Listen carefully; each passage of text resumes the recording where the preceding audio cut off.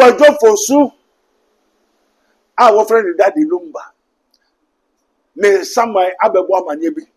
And I'm going to say, yo, me pa, me and Fantua, I said, me also, what? Where who say, Aya, and Kofu Bebre, Abofo, and Samanfo, Abusum, and to me biara, or soon as I see, one to me that quite because, now say, we are seeing, I assume, as Samando, I assume, baby, I assume, now Ubahu Kaniano, and to be a person of Kaniano, Nanso, and no biano to me bang, Abaha, Ebehu. And to say, surrounding your own, who you know why there, what ye did, not just a summer do. Now, also, Nitatia, Aya Kojo Fusu that the lumber, the ghost in the summer, why you're someone train, baby Oti, baby Oko, who never been transit.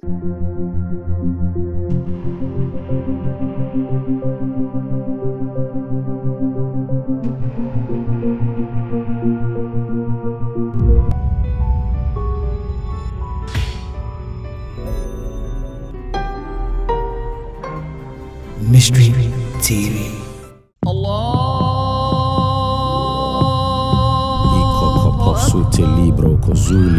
In the name of Jesus.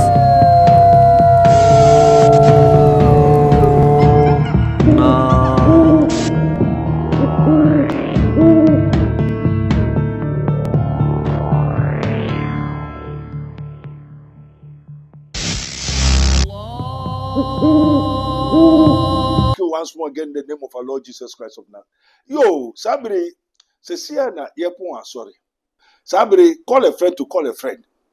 This is his minister of Christ and the dispenser of the mysteries of the kingdom of God, as it is written. Ye may know the truth, and the truth shall set you free. And Andra Yakwa ye baba na me yempabo na me dwe ho eye nipa mienu na wokosie. Na wo ye no na mehwe den na ekoso sai say den yo na watra furu no adaka ne so no wan sifam no watra adaka ne so no wan sifam am say na eyi nso eye ne wan wo so kwaso bebre kwaso re so etumi a edi won achi eye abusu tumi kremo mana gbarkwaso ko sara bebe bu sam nipa bebre edi niama na me say abusu mu no ne tumi a mode eye adwuma wa asase sui na mu jawa mahina also one day someone kofa nwaja wo ntine ni obefa no mfa dem so yo o se ka obofo wo mna ntibire mu sa na abusu mu endi wachi nko yakwa ye na se no bosu mu ne tra we ne so esamanfo ne tra so na bosu wa tra so bosu mu endi wachi nko onko ka wa asem ma o ene me kamfo yeho a kire o nanu sabere aso awrade ani se ye beka hintasem na ansa na ye beka hintasem no mechem se yakwa ye endra nipa mienu ene wo ka wadaka ba kusia nya mesi na menti ase ya bo ho mpa ti anajo no ena niema because entimi kura na medwe ho am so okay after menya kwa I will see ebi se rade den na ekoso ansa na asori dem a enkrofo bi aba osofo Abednego me pacho meka asemi a kiro na ade na mu ba ha beka asemi a kire asori bebrebe Duncan Williams no ho Pentecost chairman also there be Anglican Roma make a bia na monko ka kire o se uwu a na hu se wiase na eyesum na kania na ye ba akopɛ nam so kania ba akopɛ se o se uwu a na hu se na wiase te na owo n'echi no nwa be hu afese wiase na etu wo nkwan be bi o metranse enti wa ye osamantwentwen na ohwehwa no hu se kania bi apue anya fe odi kania n'echi obeba na ye the kingdom of God ministry. And this is his minister of Christ and the dispenser of the mysteries of the kingdom of God, as it is written. Ye may know the truth, and the truth shall set you free. Call a friend to call a friend. Now, as 70 through and he said, also of Obi Kojo Fusu and Sabra Daddy Lumba. The ghost of Daddy Lumba has confirmed the secret behind. The ghost of Kojo Fusu alias Daddy Lumba has confirmed the secret behind. Now, Yakojin Kratoaba. Fraunia, call a friend, subscribe.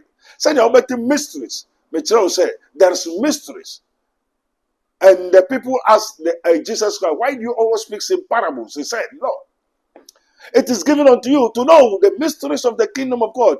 But the others was not given to them. And Timmy Bisa said, Nade na mubaha. Ose nkafo sorry amuhuni na nya sorry. The pastors, the prophets, the evangelists, the this thing, when you die, you see them, they are like the same people. Yakojin Kratoba. 1. Amen. Yakon man makro ma yenyi prebu okwanso wo lala odofo ede ne wo hawo ede ne wo dadwen yare be na aye kwankwa a wodi chenchecheche a wonya anu aduro ene na me kanfo Raboni Spiritual Research and Divine Medical Laboratory ede ama eye Prophet Dr. Abednego ene da no. A wise man will hear and will increase knowledge, but the fools despise counsel. Prophet Dr. Abednego ye odifo a eweye mremu awurade eyi no ama wiase se sunsum yare bia aye okwanko a Dr. Edikre wo ene na me kanfo Prophet Dr. Abednego Invisible Teaching Hospital powered by Castoplanto Technology. Kai Prophet Dr. Abednego enye pray for me. Inti hwehwe Prophet Dr. Abednego achiri kwan wo Insanwama to achiri Orueku Liberty House. Adase Fred Dr. Prophet Abednego 020-859-9576. Na say 027-8977-215. In short of Kai se wo twiri bibi wo so na semba na bibi kram. Yo, enyanum ya the Rajasi say Yakojin Kratoba. Now so I try share for faith comes by hearing and the hearing of the word of God. After death there is judgment. Kwajo fosu our friend daddy Lumba. Me samai abebo amanyebi. And I'm gonna say, yo, me pa acho me enfanto asem yo say what where who say eya enkofu bebre abofo ensamanfo abusum etumi biara osura asase wonyina tumi nya kwan because owu achi no na won say wiase na ayesum asamando ayesum bebia ayesum na obehu kanea no enti obia pese omra kanea no nanso enyo bia no tumi ben abaha ebehu enti o say shirani ne ohu ye na why de waje di na chese asamando wo ho na o say netete eye Kwajo Fosu that the lumba the ghost in the samai why your saman twentwen baby oti baby oko onya baby ntrase ntumi nda and I won see ni and I maybe some say ma ati say in sem bebre no say nunti no bai na minima maybe wo friend no yo akosu asewa ne yiran kasa e de akosu asewa but o munti e akosu asewa akosu asewa o se ni yirian kasa na dabdi lumba beye dadi lumba Kwajo Fosu obi ehun obi ampen na se na wodiri chawkwa umpe na se ene dadi lumba beye dadi lumba na ye akosu asewa ena ma dadi lumba abeye dadi lumba waye no wade waye biribiara na obaku no kofa no se no ni dada dipo odobroni ena odobroni obre ne ho asinti ena onene nante ente bai se anka onya obeye ne ho ade nanso en Ghana court no okọ wo yere na waye biribia na okọ wo se Jesu oba no opanyin no omakwan ente nwantuma amakwan ma wanye we no ho ade nanso onu dadi lumba beye dadi lumba na yakosi asewa enti twamno pamno na mse se enti den no so osra me mfanto awurade ani ma no na woyi asem no fi mensia na onu aneru anenua no oba bi se yampa me bisa so eyampa se onu ne sister ene de asem no ko Kumasi mensia otumfo fie so otumfo ka asem man but onu ane bo awurade anenua no se won ko ka asem na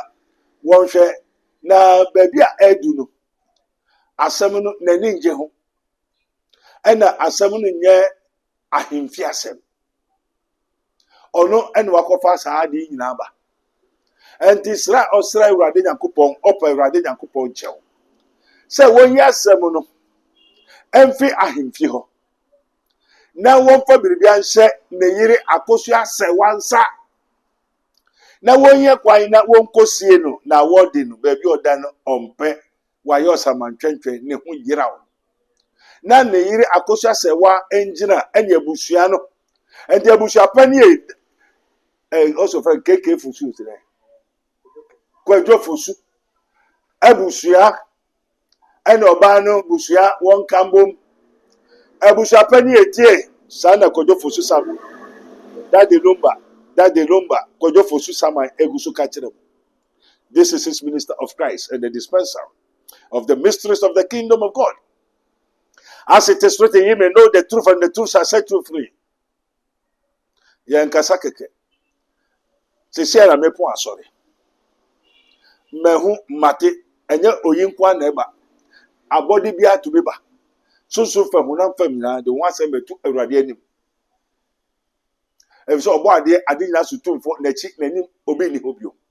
Enti ne anaju bepem sabiri Kwadwo Fusu our friend Daddy Lumba ono so de na asem abanam say ade na mo mba di kan so abra mo ti ase o say ampa wakojo ekuokuokuo bebiri wa de no ho afọ nyama bebiri enti o ti ase no wahu na so ntumi mma ba bi o mo wo no what esum any high no sunsun dante enti no na wo pedi fame wo pedi edin no ena edu akopie sa enti obi otu jombia opedin na nkrofo nte wo nka nkrofo huom na nso awie no ni asem te o te so obi atoro a awie ni asem ba bi akowie mo ni o na wakada de Lumba anka onu de otimmam emman kamfo emman tujom emman yese nso de nyina achi no wo hu say all is vanity of vanities and striving after wind. All right, enti Kwadwo Fusu den na person won ye osere Awurade na Awurade mfa ne nan enti a asem ne so. Enti to your information to the world and to the people of the world, obiantie the ghost of Kwadwo Fusu alias Daddy Lumba has confirmed that they should settle the matter. The wife, Neyere, known by the whole universe, eye Akosua Sewa. The Akosua Sewa, baby, will be sorry. Nabra, never didn't do it. Number who banka who Nakosieno Asunjemo. Kwadwo Fusu Ebusua Penny. To your information, Kwadwo Fusu ni sister no munko yi asem no mfi we amenhia ho. Yesre otumfo nindiemu. Asunje so boko. Woncha asem no so. Enimonim yara. Wonfa eyenim fama Akosua Sewa sana Kwadwo Fusu ankasa ni samai oka. Say ne yiri no enkosie no. Nia eye ne mpra no aware ne maso ye nti eye ne mpra. Enti biribi a wonbema na wonfama na ne yiri ne so eye Akosua Sewa no onhwe na wonsiesie biribi a na asonye mra animonimu yara. Na onu de ania onim ne Akosua Sewa omu so ne sa baako na trase but oyempra onye ne yiri. And the one also yempra no to you, to your information. What is for Kaiser, you give it to Kaiser.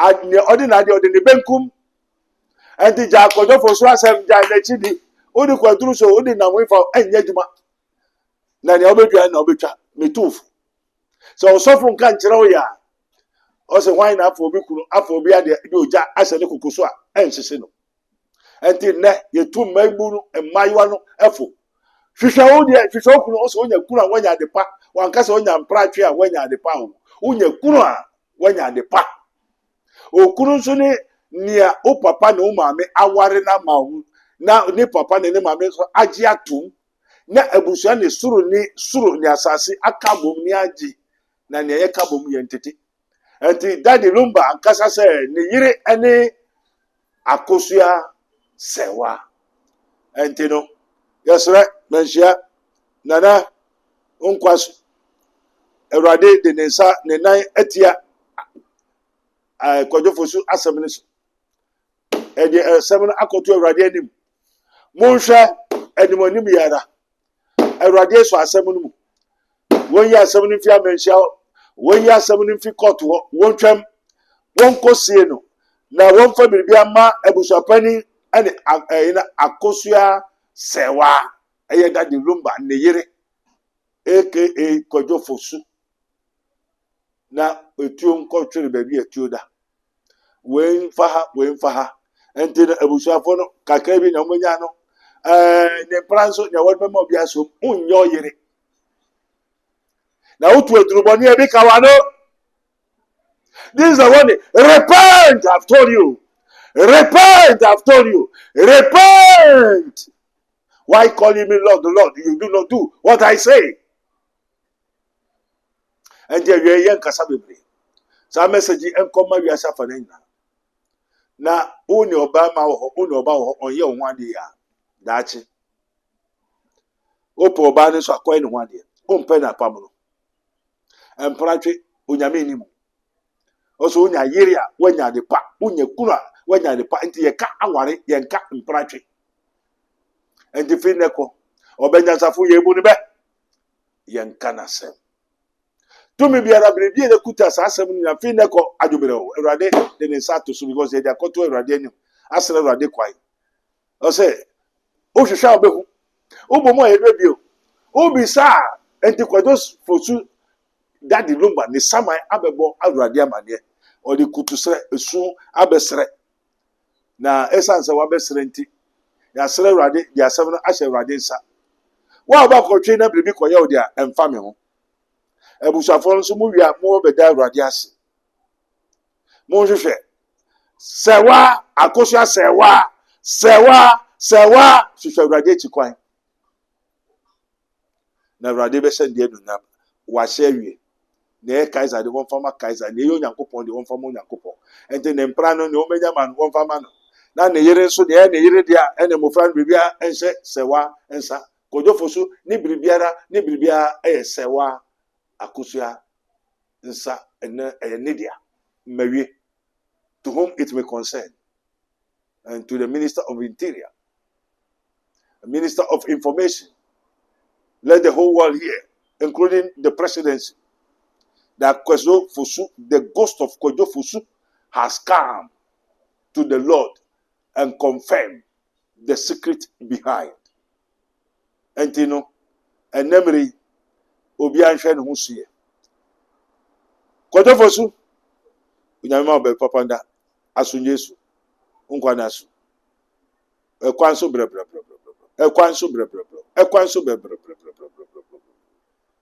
Amen.